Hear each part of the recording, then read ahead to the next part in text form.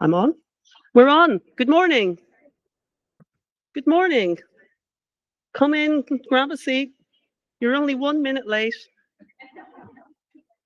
Uh, Welcome everybody to the Financial Times. My name is Finola McDonald and I run communications and marketing here at the Financial Times. And it's a real pleasure for me to be the person who gets to say hello and good morning, which is the easy lift of the day, but also makes it seem like I've had some unique role in putting this event together, which is an absolute untruth. That is not the case. And thank you to people in my team who have indeed helped the wonderful Pinky, Imran and the rest of the team put today together.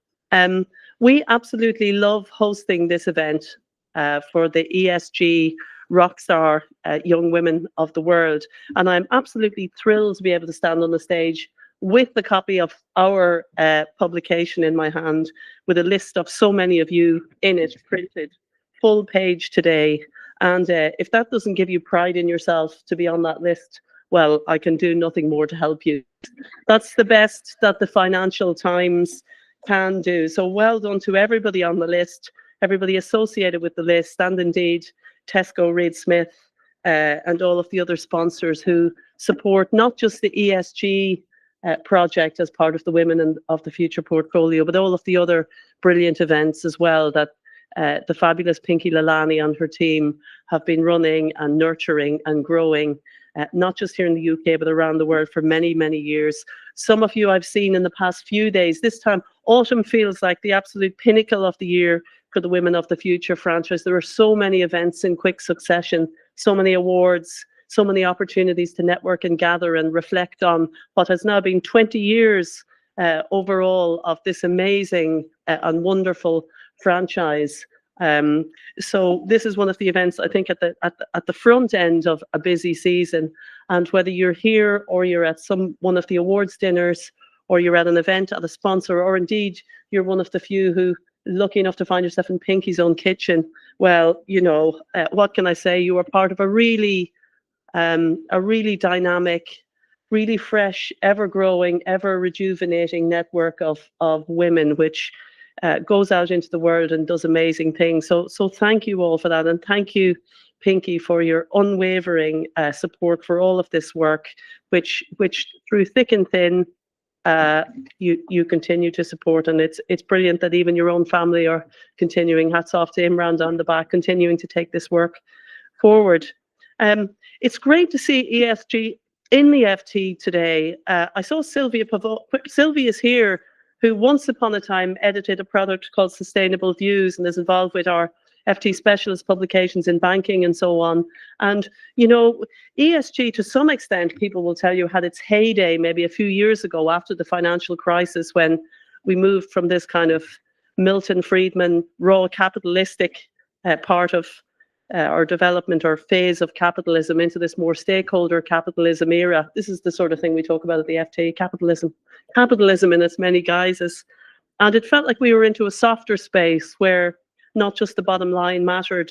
Some people would argue that in this Trumpian era, it's kind of out the window again. And in advance of today, I was looking at some of the content about possible outflows from ESG. In other words, investors taking their money out of green or socially sustainable kind of projects and putting them elsewhere. But I don't know that that's true. And if you look at the print copy of the FT today, I mean, even if you go back one page, you'll find a full page dedicated to climate and net zero and various other initiatives. So I don't know that that's quite what it is. It may be that we've had to reframe a little bit and change the language a little bit while we move through a particularly prickly time in human society. And I see Rukasana, who's hosting you today from the FT, who heads up our diversity and equity and inclusion work. You know, to some extent, we've had to be a bit more surreptitious about what we're doing and thinking about the language we use. But the same thing is true. We're moving ahead with trying to create a more equal world, a more inclusive world, and a world and a business world which is more socially and environmentally conscious. And I do believe that the energy transition is happening. It is real. It may have its little setbacks, but there's no doubt that the big corporates of the world are on that journey and will be on that journey. And the same is true, I think, on many of the social and other dimensions of ESG. So please don't lose heart. It's definitely something that continues And you are part of that. You are at the vanguard of that. You're rising stars. You have a bright future ahead of you.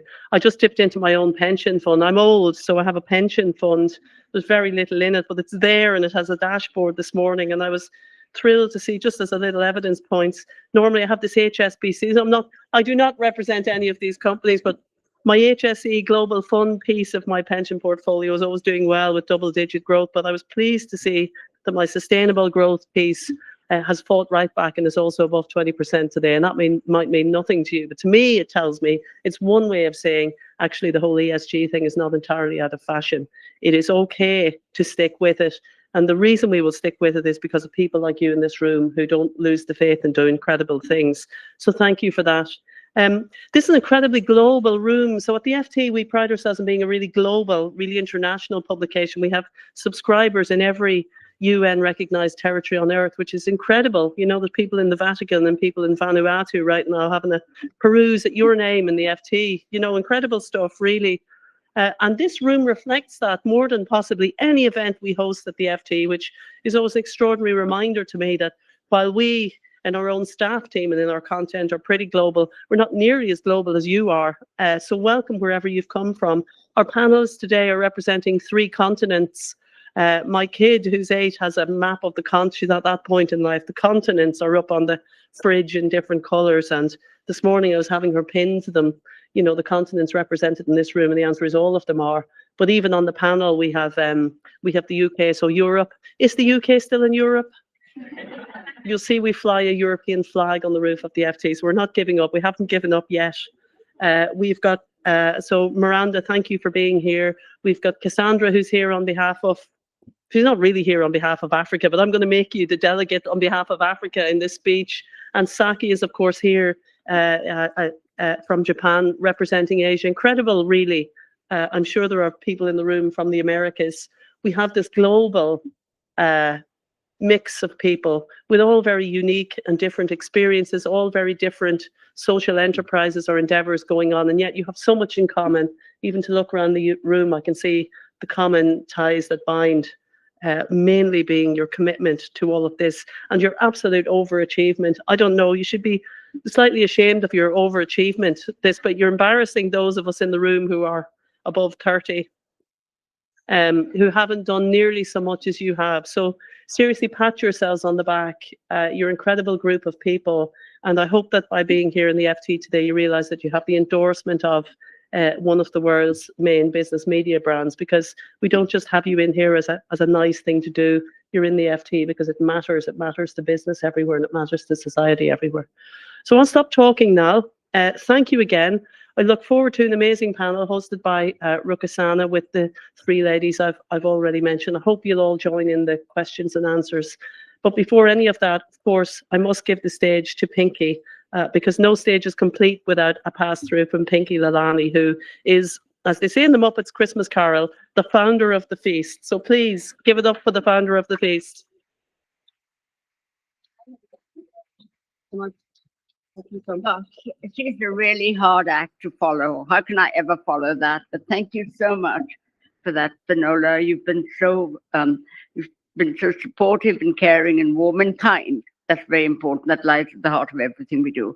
A very warm welcome to everyone. I'm so excited. I'm an underachieving woman of the past, talking to the next generation of leaders. Thank you for being here. What we're doing today with the ESG is very important to us. It's 4 years since we began it. It's our first global program. And it's something that I hope will bring people together from every sector, across continents, but across really different sponsorships that they do. And we're really happy to have an amazing group. The people flown in from Mexico, from Nigeria, from Pakistan, and they've all come together. And the stories I've heard so far have just inspired me beyond words. What we really want to do at the Heart of Women of Future, it's our 20th year, is we have the importance of our values. We want to give other people a voice. We want to have integrity. We want to have kindness. We want to have purpose. And I hope all of you have those values, because that is really important. We're celebrating achievement. We're nurturing talent. But I really want to build a lifelong network for you and give you a voice. So please be sure that you do that. We're always there. I want to say a very big thank you to our sponsors for making this possible, and to the FT and the wonderful team led by Finola. All of them have showed all the values that we really feel is important. And having met some people yesterday, because we had people coming in from around the world. So my son said, we have to have them over. So we had lunch yesterday, and several of them came. And the stories I heard just were absolutely amazing. So if I can tell you one thing, talk to as many people today as you haven't spoken to, because that's really important. Keep in touch, keep coming back to us, and be part of our Women of the Future program. Before we actually get the wonderful panel, thank you so much for all of you being there. We'd like you to see a video of the Southeast Asia Women of the Future Awards last year, so you get a feel for what we do. And then after that, the panel will come, and then there'll be a networking session. Thank you so much, everybody, and I hope we become part of your lives forever. Thank you. Imran.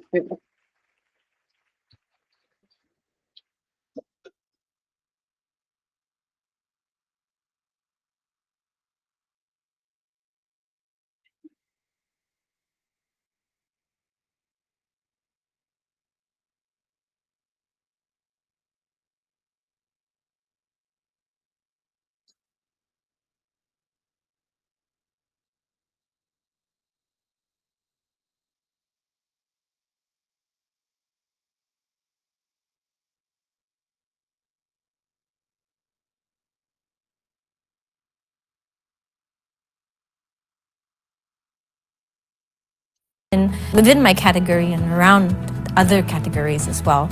So it's really just about an opportunity to celebrate and bring women together.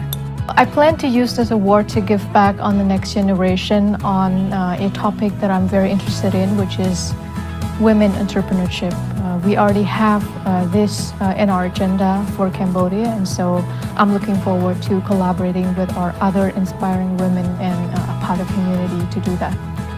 I think this award especially is very important to me because I realized that the effort that I put into this award, it's being recognized, and it allowed me to almost like tell myself in the past that it's gonna be okay, everyone's gonna know that this project is a thing and that you will impact a lot of people.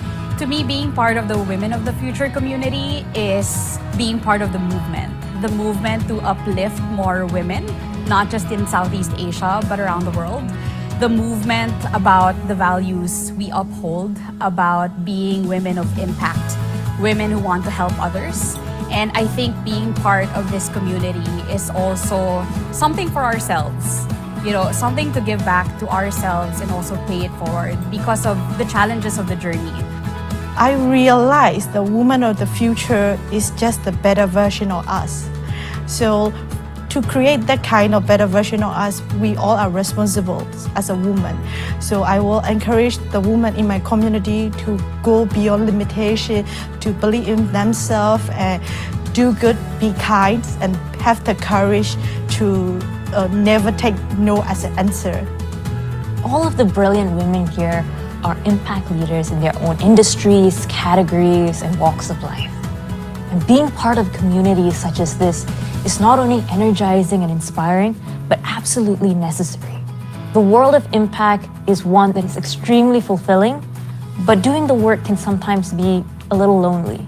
So by putting together a group of women who have dedicated their lives in their own fields and industries to changing the world for the better, you're putting together a group that basically is going to go all out to support one another, to create friendships, to create relationships, to create opportunities, to ensure that all of us are able to thrive and grow.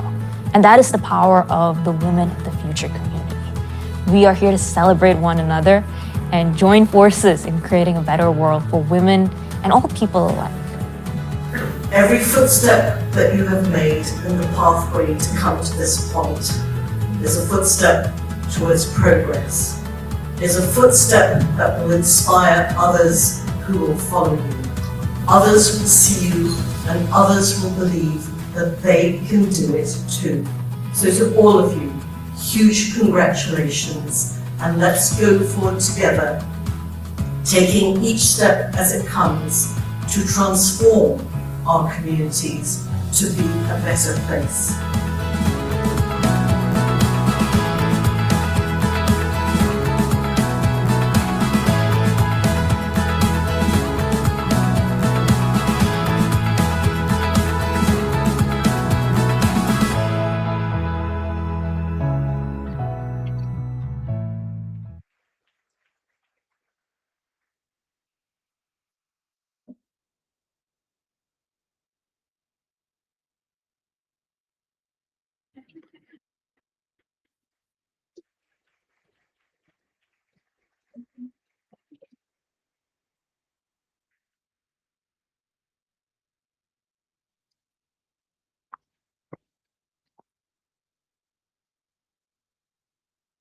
Good morning, everyone. It's great to be here with you today. I'm Ruxana Baiji. I'm the Global Head of Diversity, Equity and Inclusion at the Financial Times. And it really is a pleasure to be doing this panel, moderating this panel today. I am a fan of Women of the Future. I'm so pleased to host this again this year. And it really does fill my cup as someone driving this work at the FT, leading this work. And as Vinola said, in a year of challenge, political polarization, potential backlash against ESG, this work is tiring. This work, we just heard on the video, a great video, so many gems in there. It is lonely, but together as a community, as a collective, knowing that we're continuing to move forward, for me, that fills my cup today, and I hope it energizes all of you. We're going to hear some amazing stories this morning and continue to learn from each other and hear all of your amazing stories. So wishing all of you a huge congratulations for being listed, or if you were listed in a previous year, congratulations on maintaining momentum at a really difficult time. And now to introduce the panel. So I'm really pleased today to be sharing these amazing stories with you. So we have Cassandra Akinde, Executive Director of the Neo Child Initiative for Africa. Cassandra, tell everyone a bit about your story. Okay. So my name is Dr. Cassandra Akinde, and I'm a co-founder of the Neo Child Initiative for Africa. I'm actually a public health doctor and a social entrepreneur. And I'm actually on a mission to advance health equity and improve health outcomes for both women and children, specifically for those who are living in underserved communities in low and middle income countries. And I wear many hats. I am the co-founder of the Near Child Initiative for Africa. So what we do is we promote child health and sustainable education in Nigeria.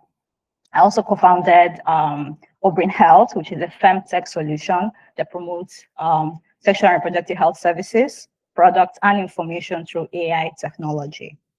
And also, I co-founded Aqua Ed Solutions. So this is a social venture that promotes access to clean water and empowers communities to live healthier lives.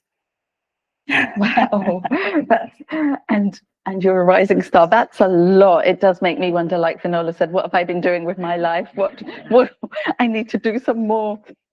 Thank you. Wow. We're looking forward to getting to hear more and getting to hear about the rest of your journey and what you're still going to achieve. Thank you for the intro. We also have Saki Suru, who's currently a student in social innovation and entrepreneurship, but has already led lots of amazing work. Saki, tell us more about your story. Yeah. So hi, my name is Saki. I'm originally from Japan. I'm a social entrepreneur and also a master's student in social innovation and entrepreneurship at the London School of Economics. Before coming to LSE, I established two social enterprises in India. One enterprise is that train and employ women from slum communities through home cleaning services.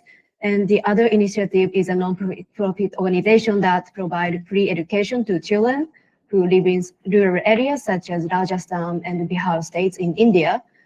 And also I worked at Japanese impact venture capital based in India to support social entrepreneurs in India.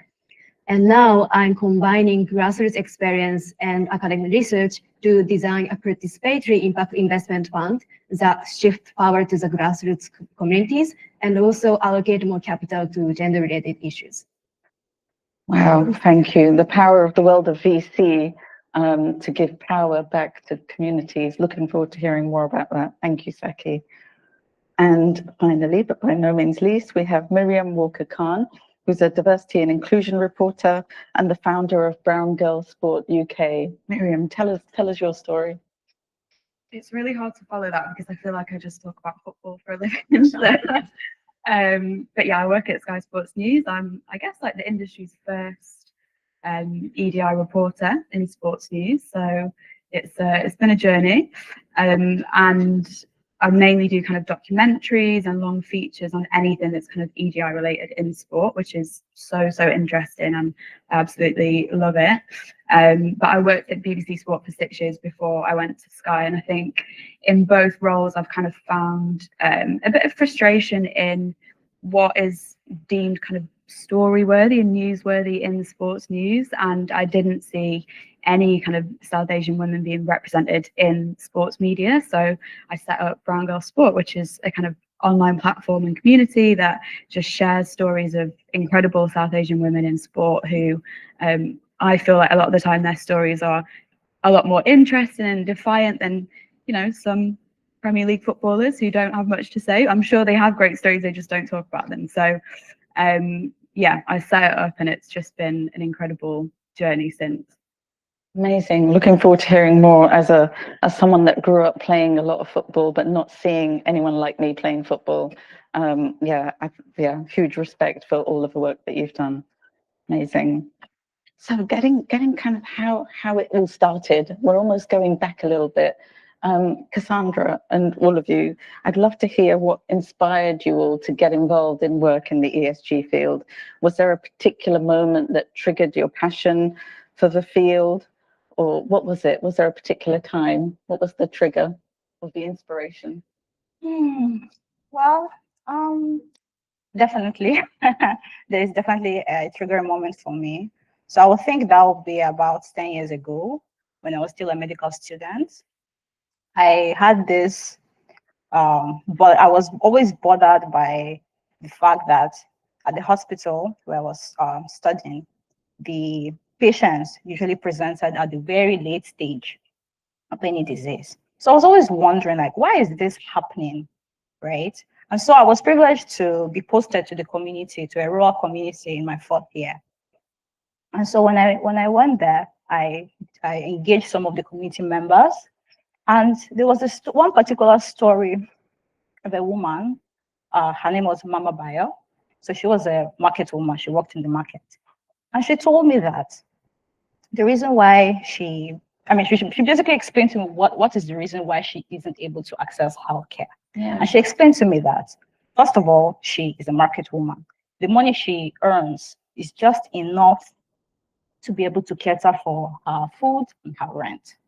And so that meant that if, for example, her child falls sick, she's unable to take the child to the hospital. And if she does, she is in the informal sector. So that means she'll not be able to cover health insurance. She'll need to be paying out of pocket. Mm-hmm. And not to talk of the fact that the nearest primary healthcare center is miles away. And for her to be able to even go ahead and brave that journey because of the inaccessible roads, she'll have to use a motorcycle that is 3 times fare of what is obtainable. So she'll have to spend a lot of money, and she'll have to make a choice between survival, to take care of her own children, to take care of her family, and accessing healthcare. So that story resonated with me. So I knew that when it comes to access to healthcare, it's not just about, go to the hospital. No, there are other factors that have to do with social, economic, environment. And so I started seeing the bigger picture. Mm-hmm. And as someone who is very passionate about advancing health equity, I realized that I need to focus on the root cause and not just treat the symptoms.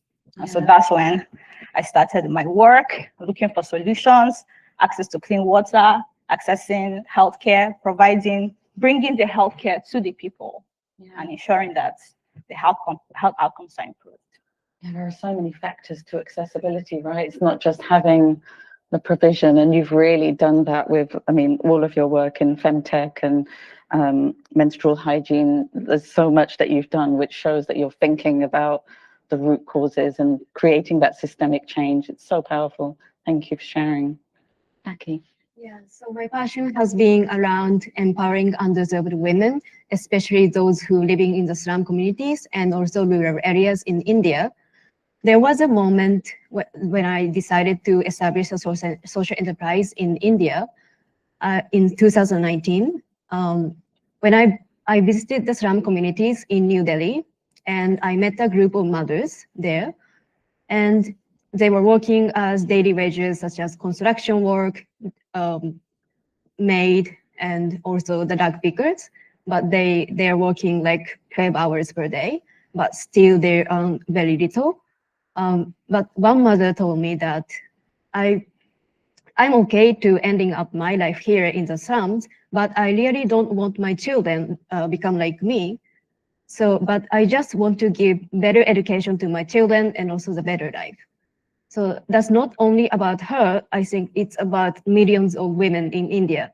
So that was really powerful to me because I've always thought that power can help to these women, but it's not about helping them. It's about, actually they are not waiting for the support or donation or charity. Actually, they are looking for opportunities to access to opportunities.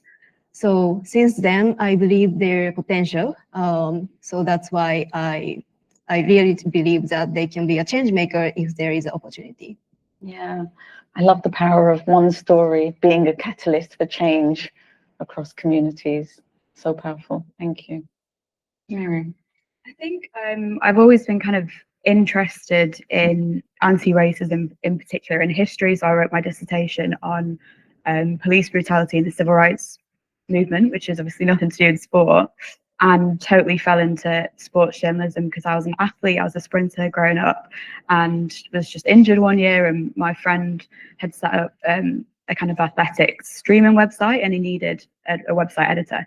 So it spiraled from that to kind of interviewing Usain Bolt the next year, which is ridiculous. And then when I started my role at the BBC, I think I kind of became just curious about certain stories that weren't being told. And I was kind of aware of a story about Ofsted potentially banning hijabs in PE lessons in the UK. And no one was talking about it. And I felt like, you know, we speak so much about the barriers for South Asian women and Black women in sport, but when we need to report on them and kind of pay them attention, we weren't doing that. And so I kind of went down this big rabbit hole and investigated it and started storytelling about that. And I think that was a real trigger for me to be kind of confident in the fact that not many people were telling those stories, but they had a place, you know, in BBC Sport or Sky Sports News. They always had a place, and it was so important to tell those stories and make sure that they weren't just getting forgotten, because then, you know, a few years later, a report will come out from UK Sport or Sport England that says, you know, Black and brown women don't participate in sport, they don't want to, they, for whatever reasons, but no one was really thinking about those reasons and the barriers and how kind of systemic they are. So yeah, I think it spiraled from that. Thank you. So in each of your examples, it is about the kind of getting to the root of accessibility, getting to the root of what's causing the challenge, and getting to that versus sticking a band-aid on something, or getting to the accessibility part after the negative reporting. Thank you so much for sharing and for bringing that as someone that wears a hijab and wants all women who wear a hijab to participate in any activity. Like, that's so powerful. Thank you for sharing. And we've heard a little bit from Finola and even myself on political polarization and the challenges that ESG, as you know, a sector or a field, what we're facing right now. What do you see as the most urgent priorities for the next 5 years? I know 10 years is too far in this age of generative AI. What do you see as the priorities for the ESG field in the next 5 years? What would you be focused on? For me, I definitely want to focus on community-led governance, because in my experience, especially when I go to the field and I work with underserved communities, I have learned that communities or the community members and the beneficiary of my interventions, they know their problems best, and that's something that I have learned. And for some of these initiatives to actually be sustainable, it is very important to involve the communities themselves, and not just as passive beneficiaries, but as architects of their own solutions. And so whenever I design interventions, I always ensure that they are part of the intervention from the beginning. So I ask them, what are those challenges? How can I help you? What should we prioritize? What can we do? And then work with them hand in hand to ensure that the solutions we are looking for are very sustainable. Because it's very sad, because at the beginning when I started out, for example, I'll bring essential healthcare services to a particular community, and I will think that, oh, I have made an impact. But then I will realize that, okay, maybe in the next 3 months, I'll go back to the same community, and the health outcomes have not improved, especially when I'm measuring the impact. And so with that in mind, I know that, okay, something is happening. And that's because I didn't exactly involve them from the beginning. And so if I can come back now and ensure that, okay, they know what to do, they are collaborating with me. We have community advisory boards who are actually supervising what is going on ground, and then they give me feedback. If, for example, there is any issue, we can quickly reflect and pivot to something else, because there are lots of barriers that, every community is different. The context is different for every community. What works in one community may not work in the other. And so communities have to be the ones leading. So that would be my main priority. Yeah, love that. Thank you. Saki, what's your priority? Yeah, so I would say gender inequality. I've been working on women empowerment as a Japanese social entrepreneur in India, and I've seen Japan and India faces serious gender gaps. Japan ranks the lowest gender equality among G7 nations because we have less leadership representation in both business and politics. And India also ranks the lower in gender equality, structural discrimination, and also unequal access to education and employment remains large challenges. But there are many initiatives supporting women, like supporting education, healthcare, or employment opportunities, or supporting female entrepreneurs. But I think next 5 to 10 years, we have to move just beyond support women.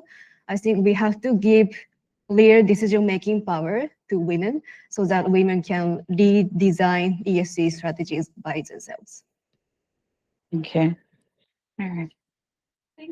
From a kind of sport perspective, I think a lot of the time in football, especially, we get told that we kind of know that football is plagued with racism, homophobia, misogyny, but we get told that they are all society problems, which is deeply unhelpful because it just kind of shifts the blame right onto the wider society, whatever that means. And in football, in any sport, I think the best thing about sport is that it's a tool to unite people. And yes, football and sport is a kind of microcosm of society. It doesn't mean it has to reflect society. So I think the biggest challenge in the next few years is going to be how society divides and how that's reflected in sport and how we tackle it. Because I think there's so much incredible work that's being done in sport to kind of tackle these issues, but sometimes it's not really aligned. So like the FA might be doing an inclusion program for South Asian people in sport, and then the PFA will be doing a different one, the Premier League will be doing another one, and sometimes no one talks, which is not helpful. But I think a really great example of how that's changing is Kick It Out, which is an anti-discrimination charity in sport, is kind of getting loads of people, actually similar to what Cassandra said, in community-driven governance, which I'd never really thought about until you just said that. And it's giving power back to people from lots of different kind of intersections. So they're working with us at Brown Girl Sport to try and understand what are the main issues for South Asian women in sport in this country. And I think that's so powerful because it means people are listening to us and they're kind of giving us a bit of the power in that listening and saying this is intersectional work. It's not just surface level. You know, we can talk about Muslim Pakistani people in this country. We can also talk about people from Nepal, like one of the only British South Asian people in the WSL playing right now is a Nepalese woman who's British born. So I think there's just so much power in that, giving that back to communities and making sure everyone is listened to. There's a lot we're hearing about the power of community governance and the voice of the people that you're serving. Like, what are their needs?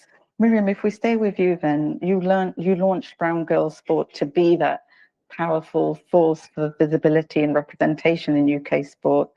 What else do you think needs to change, and what role could Brown Girls Sport play in that, in terms of sports culture and leadership, to make this self-sustaining? I think it really is about that kind of intersectional piece and really listening to what everyone thinks and what everyone has, you know, issues with in sport. And I think the best thing for me about Brown Girl Sport is it's something that I would have loved when I was younger, and we throw lots of events and there might be a 10-year-old running around doing a football sticker book, and there might be a 60-year-old having a conversation with a 30-year-old woman, and they're all people who are connected through sport and their heritage and community. And that's the most powerful thing to me, that they're listening to each other and we're kind of using the power of that community and that representation that we've just never had before.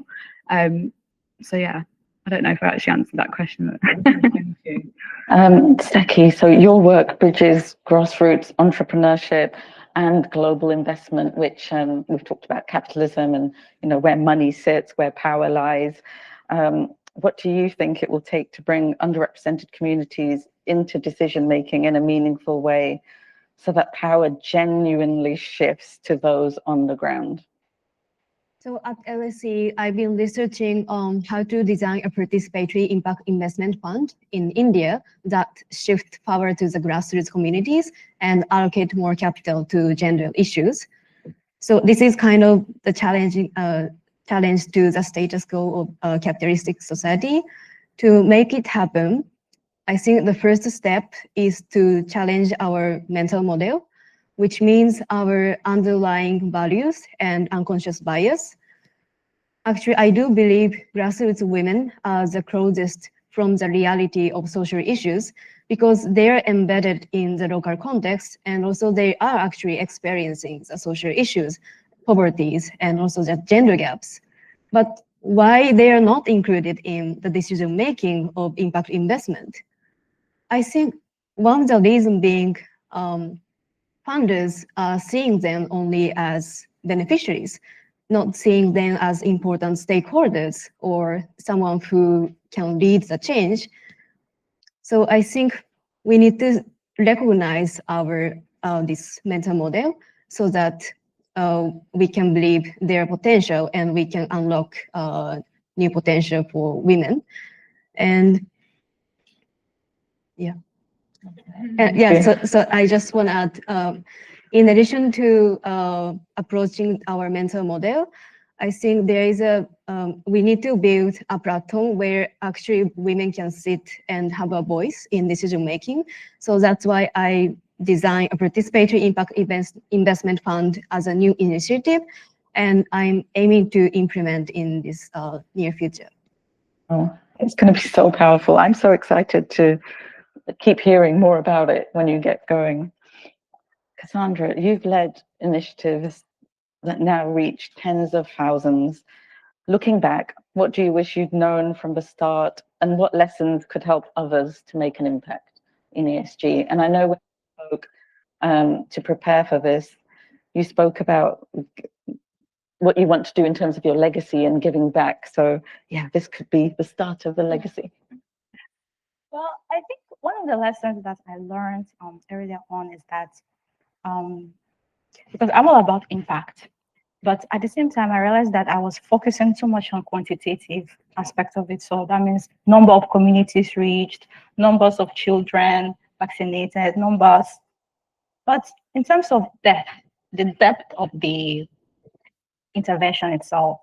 So that's why I had to go back and start doing some qualitative studies to be able to get responses from some of the beneficiaries and be able to understand how exactly is this intervention impacting their lives. Because it's not enough just to scale. It needs to be sustainable. It needs to make impact. For example, the water sanitation and hygiene intervention that I created, it wasn't just enough that, more children and teachers and communities are aware about hand washing. It's about ensuring that they are practicing optimal hand washing.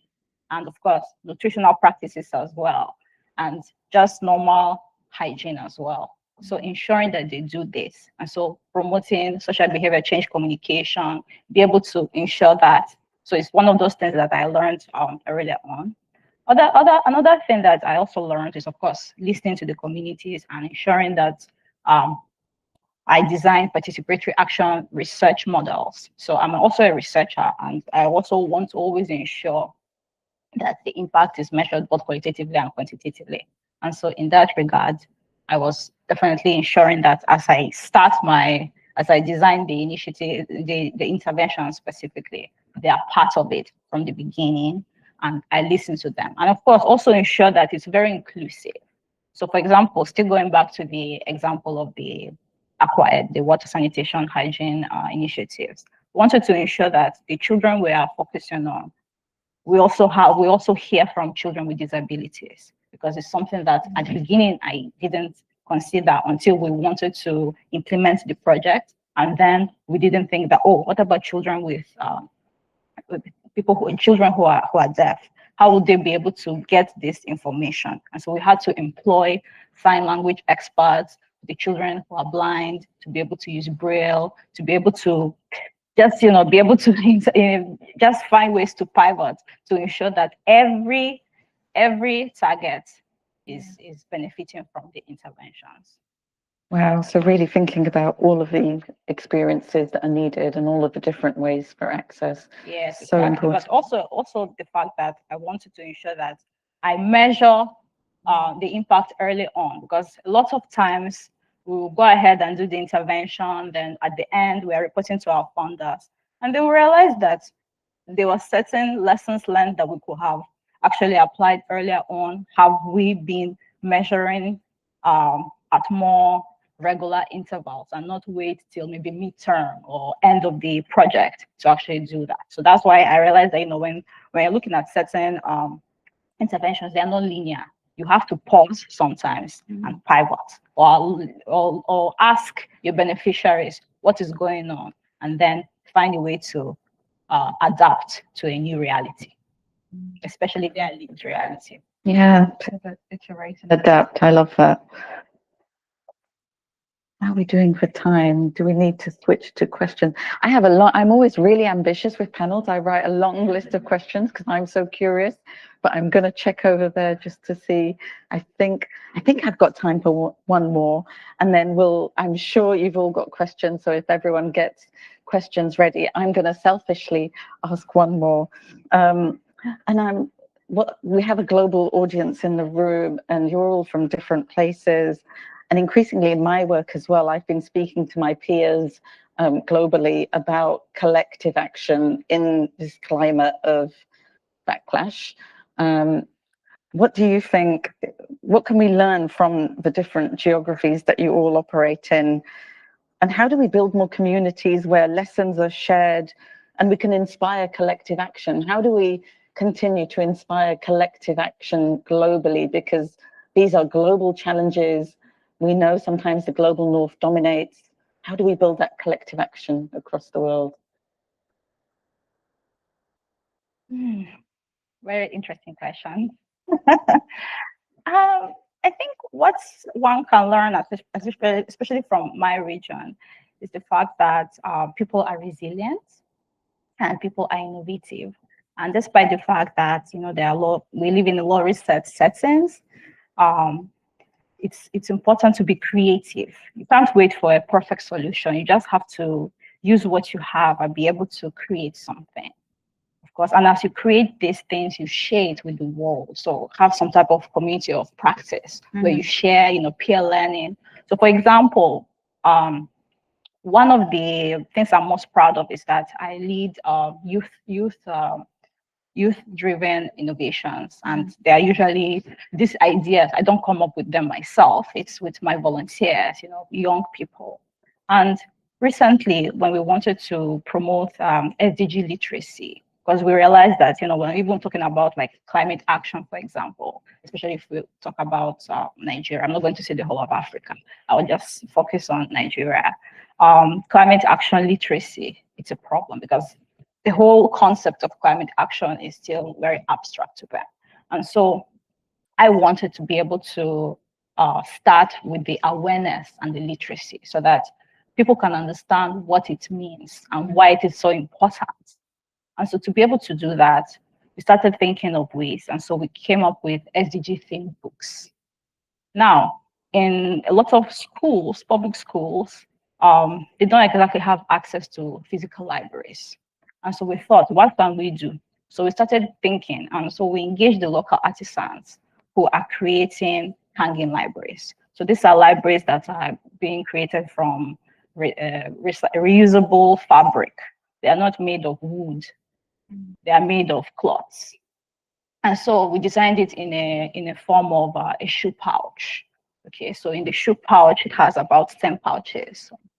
And so you just put those books there, and you can easily hang them in any classroom. So it's like a mobile library, but we call it hanging library because it can easily be hung. And so that's what we launched. And so far, we have really been able to reach to thousands of children. And these SDG themed books that we have, they are stories. So we use storytelling to promote climate literacy, being able to inspire children, because we understand that you have to start from the bottom, you have to start from the young children, because adults, they've already made up their minds about certain things, but young children can still think about these things and start thinking about how they also can be change makers and be able to make a change in their community, make sure that they are responsible, environmentally, they are recycling, they are planting trees, they are cleaning their environment, and why it is so important to do so. So that's what we did. So resilience and innovation is what we've been able to, and of course, be able to share it, be able to write case studies, publishing these papers, share it in forums, communities. That's how I think it's best. Thank you. Thank you. Okay, you're already operating across Japan, India, you're in the UK right now. How do you think we can continue to inspire collective action globally? I think there is no one-size-fits-all solutions to ESG challenges because it's largely shaped by local contexts. So I think we're understanding local context really matters. But I think mutual learning and mutual collaboration is really powerful tool to tackle ESG challenges more faster. And I've seen a lot of examples between Japan, UK, India. For example, in Japan, impact investment market grew 150% last year because conventional banks and insurance companies are also coming to the impact investment space. So now international asset owners are really interested in seeing the Japanese ecosystem. But there is a challenge in Japanese ecosystem as well, such as lack of social entrepreneurs, or we need to more sophistication on impact measurement tools. So actually we are learning from the cases, especially from UK, US, and Canada, because they have a lot of cases around impact measurement and impact investment. And also I've seen very strong collaboration between Japan and India. Some Japanese companies are collaborating with Indian startups to solve local issues in Japan through open innovation. And also I've worked at Japanese impact venture capital that support Indian social entrepreneurs. We were also helping them to expand market to Japan so that they can scale their impact. I think my point is we can learn from each other countries within even the region is different. If we have the same mission, we can learn together. And also, I think this community is one of the places where we can share the knowledge, experience, and cases. So I'm looking forward to connecting. This is definitely a community. You don't leave. Once you're in the circle, you don't leave. There's no option to leave, and you won't want to, quite frankly. Miriam, over to you. I'm not copying Cassandra. I was actually going to say this, but storytelling, I think, in a very different way, obviously, as a journalist, like that's kind of what we do. But there's an example that really stuck out to me when you asked that question. So I reported at the Paris Olympics last year, and I don't know if there's anyone from, I think there's someone from Pakistan here in the audience, but hello. So you will know who Arshad Nadeem is. Maybe a lot of other people won't, but he was a Pakistani javelin thrower who threw an Olympic record. It was 92 meters 97 for any javelin nerds in the room. And he won the first Pakistani gold medal at the Olympics in 30 years and the first ever in track and field. And there was a reason that that was such a huge moment, I think, for me personally, and also Pakistan as a nation. So I'm half Pakistani. And I think the past 3 years at Sky Sports, I've done several documentaries, but 2 of them have been specifically about South Asian inclusion in sport and cricket and football in particular. And I think so often one of the huge kind of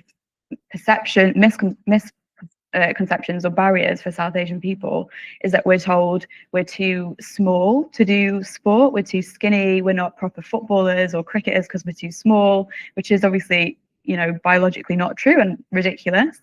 So when you see Arshad Nadeem, who is like a beast of a man, throw in and, obliterating the field in what is, I think javelin is kind of, you could argue, the epitome of physical strength, it meant so much to me. And obviously working at Sky Sports News, we're not really meant to be reporting on global events and athletes. So I snuck a little email to the presenter. I was doing a live hit.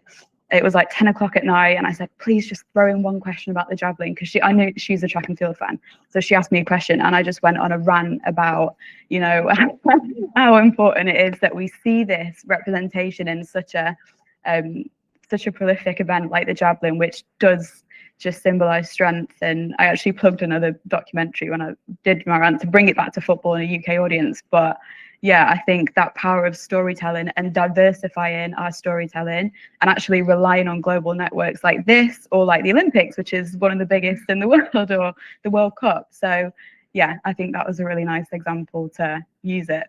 That's so powerful. I love that because it's a lesson for us all, actually. We all have agency in the fields that we're operating in. We all have agency, we all have power. How are we leveraging that power? And in that instance, through planting that question, you leverage your agency and your power to lift something that was so important to you. I think it's powerful. And yeah, we all need to do more of that, I think. So that's a great lesson. Okay, I promised I'd give everyone some airtime. So who's got questions in the audience? We've probably got some mics, so we'll take some questions. Oh, we've got one here. Thank you. Hi, I'm Jenica. I'm from the Philippines.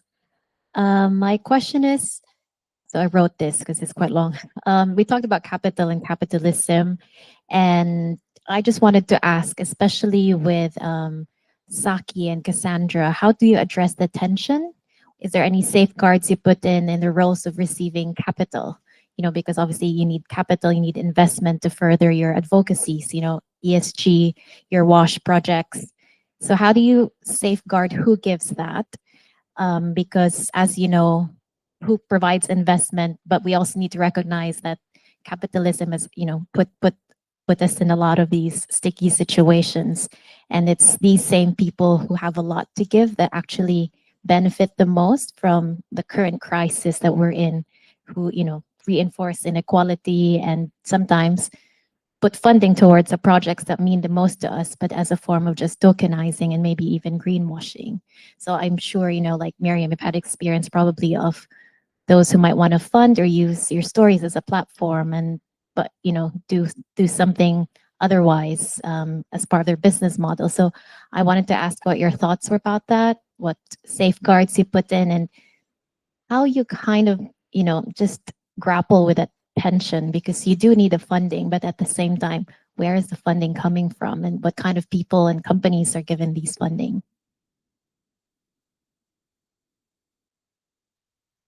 Any initial takers on this one? So I think I do believe the power of impact first investment. So when we say impact investment, we can explain by spectrum. For example, this side is like conventional impact venture capital, which pursue market rate returns, like same with the venture capital. But this side is what we call impact first investment. So these funders kind of they expect some return, but lower the market return, and they expect more impact rather than financial return. So, and impact first investment is growing because of the philanthropists and also other asset owners as well, not limited to the philanthropists. So I think to navigate these tensions, because I do understand scaling social impact requires a huge amount of time. We cannot exist to just a few years like venture capital, but we can start from the impact first investors so that they can provide patient capital, and then the power of impact first investment is they can unlock to the next to the funders, which means it's a catalytic capital. Yeah, thank you. And I guess in that sense, the values of the investors are aligned because they're focused on the impact first versus profit. And okay, thank you. Do you want to add? Thank you. So for me, I've been privileged to have had quite large funders like FCDO, Gates Foundation. And to be honest, usually before we apply for funding, we always ensure that we map out, possible funders and do adequate research about them to ensure that our values align with their values, and that when we are formally signing our MOUs, all the expectations are clearly outlined so that there are no disagreements or there are no misunderstandings. And in that aspect, everything has been great so far. So it's been good. But I just feel that doing something like that, it's very important. Just know what exactly your funders want, and if it's something that doesn't align with your values, then to not go for it. I mean, there are lots of funding available actually. You just need to find it. Thank you for value alignment in your research, doing that due diligence before you're getting that funding. Thank you. I hope that answers. Thank you. Any other questions? Amna. Oh.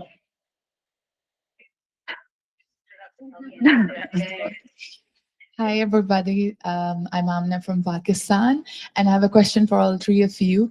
And that is, what are some powerful practices, small practices you have seen that make sustainability a part of everyday culture? Would like to hear more about that.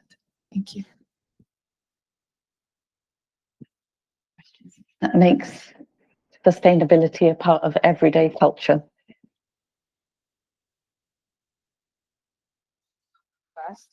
So one of the practices that I've learned earlier on is to build trust with communities, because it can take a while to build the trust, and you have to be patient about it, but it is done and it can be done. And so when it is done, you just need to ensure that you are always held accountable, and you are transparent in all your activities. If there are any challenges, you report it immediately to the communities, because one thing you don't want to end up having is compromise that trust, because once the trust is lost, nothing will be sustainable anymore. Nobody will take you seriously. Mm-hmm. That goes for communities, funders, partners, and everything as well. Trust, yeah, so important, building trust in all relationships. Thank you. I really resonate with the answer, because I also, for me, building a strong trust relationship with community is really key, especially if we are working on social entrepreneurship. And when I worked in India with grassroots women, I treat them as kind of family. So I invite them to with their family to our place, and we celebrate together Diwali, Holi, all the Indian festivals, so that they feel more, belong to the community. So I think building relationship and keep having conversation with them is really important. I think going back a bit to the first question actually as well, it's kind of trust again in your network of people. I think in sport, what we've seen over the past 5 years, especially since June 2020 and the murder of George Floyd, is that people wanted to talk about anti-racism a lot in sport, and it kind of has, I don't know if it's stopped, but I don't think it was sustainable how people were doing that and the actions that were put in place. And I think just aligning yourself and kind of surrounding yourself with people who are doing that in the right way, in a sustainable way, who have plans for the next 5-10 years and how they're going to do that, is really important, because that's kind of, what led me to creating Brown Girl Sport, because I felt like it was dropping off a bit. And yeah, I think I wouldn't be able to do that without that network of people. Hi. First of all, super inspiring panel. Y'all are killing it. So I have to ask a follow-up question to something that you already kind of touched on, which was leveraging your own power. And I wanted to just spend a moment, asking your thoughts on that, just because I don't know if you've noticed, but outside of this Women of the Future Network, everyone's been a bit doom and gloom lately. This is actually one of the most inspiring events I would have said in a year I would have attended in kind of the social impact space.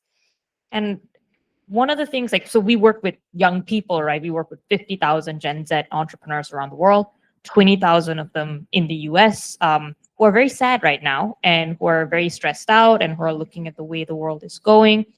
And though these are the people who are usually, leading the charge and still doing their best, they're coming up with solutions and all of that, there's a sense of being alone in this for a lot of young people. There's a sense that, stakeholders that were open to listening aren't as much right now. And kind of on behalf of all of them and behalf of, I think, a lot of people doing good work, I really love the way you guys talked about your own agency in a sense, and the small things that you're doing to kind of shift the power where we can, in a sense. Sorry, Miriam, I think when you're talking about how, just saying, can you add this one question in the interview to kind of have a segue to talk about something that, is important and you're passionate about. I think we can all be doing that, but we may not know how. So any tips or best practices of what we can be doing to better leverage the power we have, especially in a time where, maybe the forces that maybe are not as open to listening as usual? I don't know if this is best practice, but take risks like that question. And I'd never thought of that as kind of leveraging my power or agency until you just said it, Roxana. So I think, yeah, taking those risks, and if you know that you have something to say that you think isn't being said but should be heard, I think just being bold in that and kind of respecting yourself and knowing that you should be able to have your voice heard, because I think, yeah, we're being polarized so much at the moment, and that can take away a lot of confidence, and that means confidence to take those risks, which is a cycle, right? So I think, yeah, I also have ADHD, so things happen sometimes that shouldn't happen, like that question, but ultimately worked out because I could talk about Arsha Nadeem for 3 minutes straight. So yeah, just being bold, I think. Being bold. Saki, anything to add? I also resonate with taking risk, because if we don't have, raise our voice, I think the voice itself will be visible, and we never know what was going on. Before I started my social enterprise, I also had a lot of fear to step in that field, because I'm foreigner, and I was also quite young when I started my business. But I saw the reality of the grassroots women in India. If I don't start something, or if I don't raise the voice against that, who will do that? So I think we have to think about, if we don't take action, or if we don't raise our voice, what are the trade-off? Thank you. I would say that it's very important to be visible, right? And leverage your power of visibility. So for example, just as you were saying earlier this year, there were lots of sad things, with the whole USAID pullout. There were lots of, funding lost. I got a grant and it was, withdrawn. It was very sad, So one you need to be able to inspire yourself. So I became bold and I became more visible.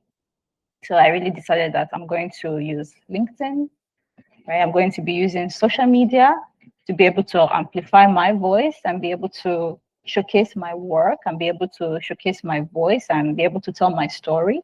And in doing that, I've realized that lots of girls out there, get inspired and be like, oh, okay, this girl, she's young, she's doing this. Oh, I also want to be able to do this, right? And so you never know that by just taking that risk and decided that, okay, maybe this is not because I'm the type of person that I like to do my work behind the scenes. I don't like to, be out there with my face, but you have to just do it, because when you do it, people can get inspired and you can mentor people. And, it's such a fulfilling moment when you can share some of your experiences and be able to see the changes. Like I received some letters from people I don't know all over the world. Sometimes they said, oh, they saw me doing something, and they write a letter to me saying that, oh, listening to your speech here or watching one of your, listening to some of your podcasts, this is so amazing that I would like to be like you when I grow up. And I'm like, oh my God, me? Like, what am I doing? I'm not even doing so much. I mean,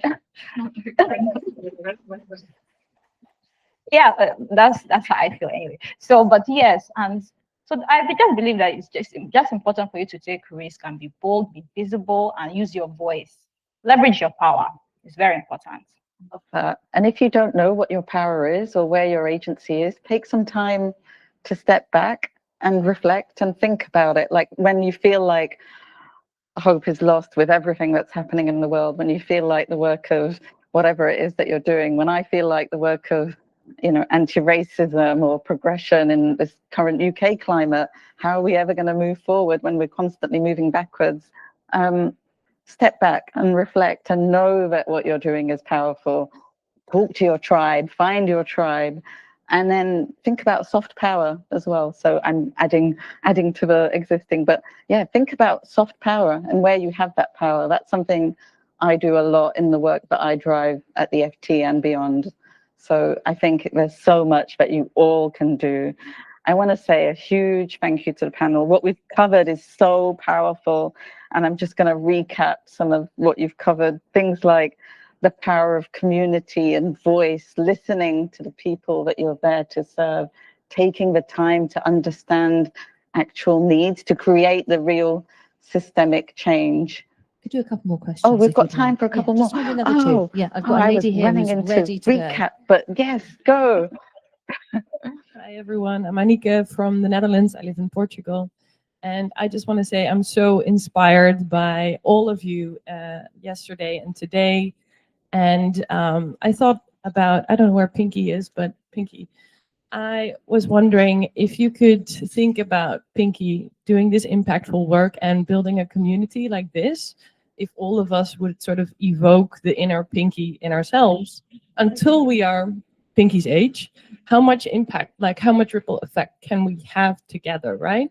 So my question is maybe what inspiration did you have of maybe a micro action that you can take after you are here today, that when you go home, that you can keep that ripple effect going and be like Pinky? Love that. Be more Pinky. No, you totally do. I said that to my sisters yesterday. I was talking about this panel and I said, I want to be more Pinky. Like I will do anything for Pinky. So yes, love this. What's everyone going to do? I think the inspiration for me for Brown Girl Sport and for so many people probably in this room is not seeing it existing anywhere else and not seeing South Asian women in sport existing and kind of being racialized in my own sport in athletics growing up. And I think what I'm going to do is really take away the power of that voice from today. I think Brown Girl Sport has gone kind of viral. I mean viral in small terms, in like the EDI sports space terms, but it's gone really viral when we react to things and use our voice and platform and do an open letter or a video. And I think, yeah, I really needed to hear that today and to take away the power of voice. And I have known about Pinky for a few years, so I've always kind of had her in the back of my head, especially when we're talking about networks like this, which is incredible. But yeah, I can see Imran getting a bit emotional in the back as well. Yeah, so if I think like Pinky, I think Pinky is very kind, warm, and connecting with a lot of people. And yesterday, I really felt that I belong to such a powerful and incredible community. And if I think so, I think my small action will be like connecting with you all, because I know that many of you already working on like around women empowerment and to social cause. So I think I would be happy to keep in touch with you, and also I would be happy to connect with you to, you know, some of you if there's someone you want to connect with. For me, I have really been inspired by Pinky. I learned about her just recently, actually. But just this short time has really been very, very eye-opening to me. And so what I intend to do is when I go back to Nigeria, I'm going to use some of these lessons I learned from Pinky and be able to share it with some of my women networks so that they can see the importance of visibility, appreciation. Just this dinner that I attended yesterday, I was so, empowered by being in the room with, so many amazing people, be able to listen to their stories. And that's something that is lacking, in Nigeria. Women need to be more celebrated. We need to have certain networking meetings when you can meet people and just start building authentic relationships without thinking about, what can you do for me? Just build friendships, build those relationships, and you will see the kind of support you'll get from each other. So yeah. The power of, Pinky. yeah, huge thank you. The power of relationships that's really come through. And that's always been my lesson with you, Pinky. I've known you for, I don't know, 11, 12 years now, and more actually. And it's that connection piece is something that I've taken from you. Like, how can I give back? How can I build connections and connect other people now that I'm getting older? How can the next generation, how can they do that? So powerful, so many lessons, but these are just some of them. I'm sure we all have lessons learned that we can continue to share.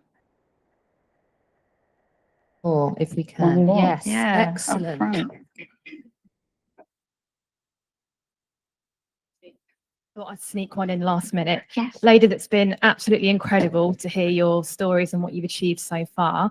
Now, whenever we set out to pursue any goal, any dream, unfortunately, it's never a steady upward journey. It is up, down, incredibly volatile with a few highs and lots of lows, many struggles, which is why I'm so curious to know if there was a challenge in your journey, or whether there is one now, that made you rethink your entire journey, possibly made you doubt yourself, and a challenge that you really had to pursue and persist through, which is why you're on this seat today. And Roxana, if I may, I would also love to hear from you, seeing your journey here at the Financial Times. I'll hand to the panel first. Any challenge that you've overcome in this roller coaster of life? Currently going through a bit of a challenge. So I resigned from my job last week at Sky Sports because I think the sports media is a tricky place to do an EDI role in. And I think I have overcome a bit of the stress of that by coming here today, because there is nothing that could have helped me more today than to be surrounded by all these incredible women and hear everyone's stories and give me a bit of confidence to go back into the world and see what I want to do with my life if it's not this niche corner of sports journalism. So yeah, I think just connecting with people and listening to people and getting out of bed when it feels hard. So yeah. Thank you. Thank you. Yeah, so I started my social enterprise in July 2019, and I started hiring women from slum communities, and I trained women as housekeeper, and our business operation started smoothly. But after 6 months, the COVID-19 hit in India, and lockdown happened quite a long time, and we need to shut down all the operation. And also many of the family or relatives of our employee lost their jobs because they are working as daily wages. So there was a huge challenge because I needed to pay the salary to my employee, and also I needed to support their family as well. But we don't have revenue from the business operations. So that was my a huge challenge during my social entrepreneurship journey. But I took that challenge as opportunity because I see there is a rise of awareness of hygiene because of COVID. So people are actually started thinking about how we can clean more, how we can make our home more hygienic. So actually, we shift our business model to the hygienic deep cleaning services because there is a need, and we establish our brand as Japanese high quality hygienic cleaning services, and we got a lot of clients after that. So I think whenever I face the challenges, I try to think about how can I think the opposite side of the opportunity. Yeah, and pivoting as needed. Yeah. We talked about pivot quite a lot as well. Understand, like noticing when something needs to change or pivot. Thank you for that question. For me, I think just like Mariam, I also faced challenges early this year. In fact, at the beginning of the year, let's say first 6 months of the year, I actually thought I entered my flop era because everything that I touched, rejections. I lost my job early in the year due to the usage pullout. And also, like I mentioned, I lost a grant. So that was very sad for me. So I was back into the job market after almost 3 years because since I finished my master's, I've always had jobs. I've never had to go back and start looking for jobs. I had to remember how to do interviews again because it's been a while. And unfortunately for me, I wasn't able to get a job.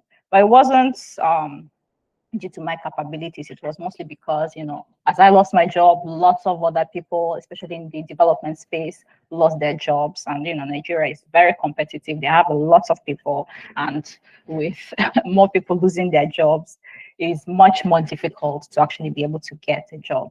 So in that aspect, I started thinking that what can I do? Because I need to pay the bills. I need to pay salaries for my staff. I need to be able to do that because though I have these 3 organizations, I have my other job that actually helps me with the income. So it's not that I don't take money from the organizations. The organizations are being funded by varieties of grants and donations. And so I was thinking, what can I do? And so I started watching some webinars, and I was part of some of these networks where they talked about the importance of monetizing your knowledge. That's something that I was a bit scared about because I felt that I still didn't have enough knowledge, that I still need to keep building my capacity. However, I decided to take a risk and I decided to go into consulting. And in that aspect, I was able to start earning my own money by just monetizing my knowledge, being able to teach women research, being able to teach people about entrepreneurship, to be able to teach about NGO sector, how to manage, how to even start your own NGO, things like that you learned over the years, but you never thought, you used to give this knowledge for free. But now you decided to put some monetary value to it. Because for me, I just felt it wasn't right. Like I like to say these things for free, but I realized that it is important. Because knowledge is power, and sometimes you do have to monetize it. And so that's what I did. And thankfully, it has been very great so far. After those first 6 months, things started to look up. I was just, being nominated for some awards that I felt, me, I felt it was, too early for me. I'm still building myself. I'm still on my journey. But yeah, it's been great so far, and it has been nice. So that's how I was able to overcome my challenge. But yeah. Wow. Thank you all for sharing. Challenge. I guess these last 2 years have been challenging, seeing global challenges in the Middle East, beyond recognizing that Black and brown lives, trans lives, underserved communities, disabled lives don't matter in the global context when it comes to capitalism or more. For me, that was a real, how can I keep doing this work? Like, I'm a diversity and inclusion leader. How can I keep doing this? It's hard, right? And that video really resonated and lifted my spirits, actually, because someone in there talked about being, the values, like staying true to your values and being women of impact. And this is lonely work, but we're powerful together. Those are quotes from the video. For me, that things like that keep me going, knowing that there's power in what each of us do to drive collective action. We might be individuals doing what we're doing, but together we're driving collective action globally. And that for me keeps me going. Wow, this was like the best way to start the Monday ever, right? I don't know if anyone else, I mean, I'm starting to love Mondays anyway, that's my new thing. But this honestly was my favorite way to start a Monday in October. I'm so pleased to have had the honor to speak to each of you. I'm looking forward to reading more about the rest of you, and I hope that you've enjoyed it. Take time to celebrate yourselves. Thank you to the panel for sharing, the impact of voice and community. I tell you what I really loved, from beneficiaries to change agents. How powerful is that? I really loved that. I loved what you said about social behavior change, as well as putting into place the systemic change that you needed. And I'm taking away the lessons of community of practice as well. I love that. And mutual learning, finding strength in our global challenges. Where's the mutual learning that we can learn from each other, and the power of storytelling. And if ever I need someone to help me with internal storytelling as well, I know we have a great comms team, but Miriam, I know I can come to you now. You're in my tribe. And thank you all for listening and for the questions. It's been really awesome. Thank you. Please give a round of applause.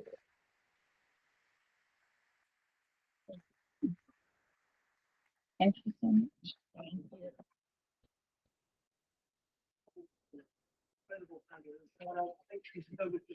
Some engaging questions, incredible insights. Thank you, and thank you to all our sponsors: Reed Smith, Tesco, Cyber, also FT, Ada, and Lucy have been amazing putting this together. Thank you to both of you for everything you've done to put this event together. We'd like to have a picture with all the listees today. So can we have all listees come to the front now for a photo? And we have a lovely spread at the back with some lovely food, which the FT are providing for us. So, well, yes, you can be in the photo. That's fine. So all listees can come to the front, please, and we'll have a photo of all the listees together. Thank you very much.